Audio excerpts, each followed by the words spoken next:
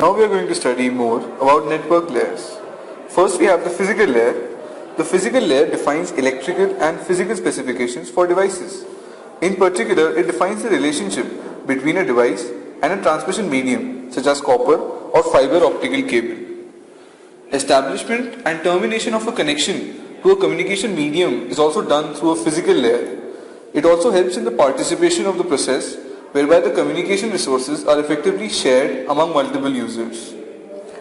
Next we have the data link layer. The data link layer provides the functional and procedural means to transfer data between network entities and to detect and possibly correct errors that may occur in the physical layer. Originally this layer was intended for point-to-point and point-to-multipoint media, characteristic of wide area media in the telephone system. Both WAN and LAN service arrange bits from the physical layer into logical sequence called frames. Next we have the network layer. The network layer provides the functional and procedural means of transferring variable length data sequences from a source host on one network to a destination host on a different network while maintaining the quality of service requested by the transport layer.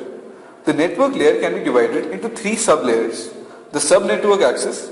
This considers protocols that deals with the interface to networks. Secondly, there is the sub-network dependent convergence.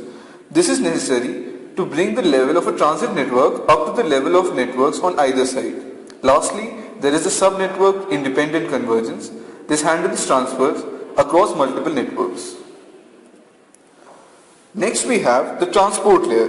The transport layer provides transparent transfer of data between end users, providing reliable data transfer services to the upper layers. The transport layer controls the reliability of a given link through flow control, segmentation and desegmentation and an error control.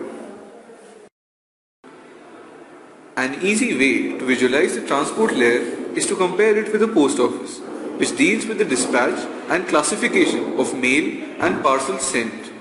Do remember, however, that a post office manages the outer envelope of mail. Higher layers may have the equivalent of double envelopes, such as cryptographic presentation services that can be read by the addressee only. Lastly, we have the application layer. The application layer is the OSI layer closest to the end user, which means that both the OSI application layer and the user interact directly with the software application. This layer interacts with software applications that implement a communication component. Such application programs fall outside the scope of the OSI model.